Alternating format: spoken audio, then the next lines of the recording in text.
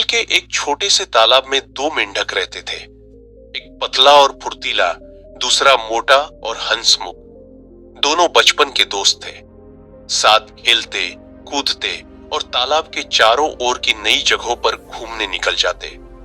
उनकी दोस्ती मिसाल थी। दोनों को नई जगह देखने और रोमांच का अनुभव करने में बेहद मजा आता था। एक दिन मस्ती करते करते वे जंगल से बाहर निकलकर एक खेत में पहुंच गए। खेत में एक ग्वाला अपनी गायों का दूध निकाल रहा था। दोनों मेंढकों ने पहली बार किसी को इस तरह दूध निकालते देखा। वे आश्चर्यचकित थे, क्योंकि जंगल में तो उन्होंने केवल गंदे तालाब का पानी ही देखा था। दूध से भरी बाल्टी देखकर दोनों के मन में शरारत सूझी। पतले मेंढक ने कहा, भाई, ये सफेद पानी बहुत मजेदार लग रहा है, क्यों ना इसमें तैर कर देखें। मोटे मेंढक ने तुरंत हामी भर दी। दोनों ने एक साथ दूध की बाल्टी में छलांग लगा दी। दूध में तैरने का मजा लेने लगे। कभी गोता लगाते, कभी तैरते, कभी उछल कूद करते।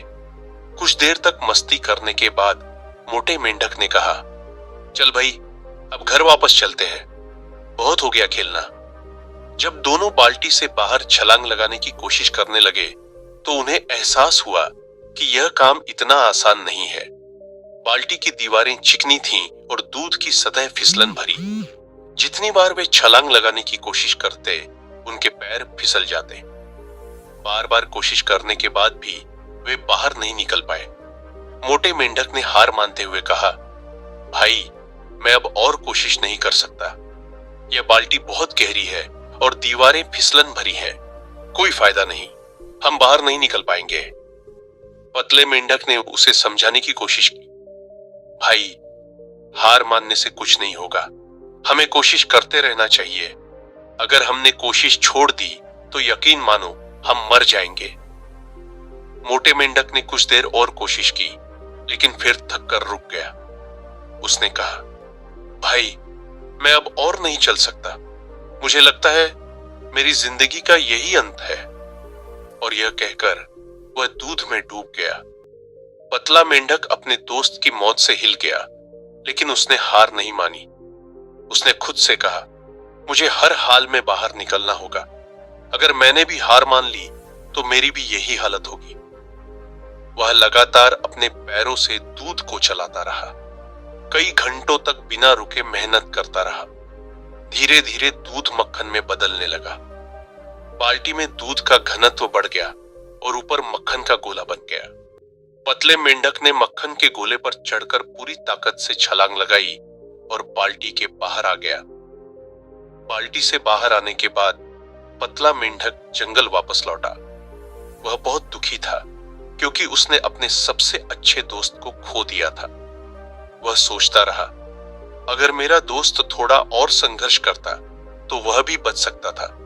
उसने हार मान ली और यही उसकी सबसे बड़ी गलती थी। कुछ दिनों बाद पतले मेंढक ने एक लेडी मेंढक से शादी कर ली।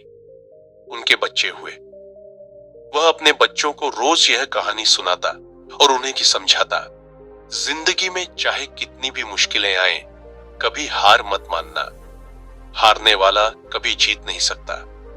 मेहनत और धैर्य का फल हमेशा मीठा होता है। कहानी से सीख। इस कहानी से हमें सीखने को मिलता है कि मुश्किलें चाहे कितनी भी बड़ी क्यों न हो, हमें अपने लक्ष्य के लिए संघर्ष करते रहना चाहिए। अगर हम हार मान लें तो वह हमारी सबसे बड़ी हार होगी।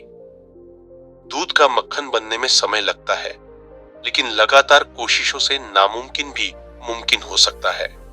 हार मानना आसान है, लेकिन सफलता उन्हीं को मिलती है जो आखिरी दम तक प्रयास करते हैं। तो दोस्तों, याद रखिए, हार मत मानो। मेहनत और संघर्ष से हर मुश्किल को पार किया जा सकता है। कभी कभी समय ज्यादा लगता है, लेकिन सब्र और लगन के साथ की गई कोशिशें रंग लाती हैं। हार मत मानो बस एक कहावत नहीं है, यह जिंदगी का सबसे बड़ा मंत्र है।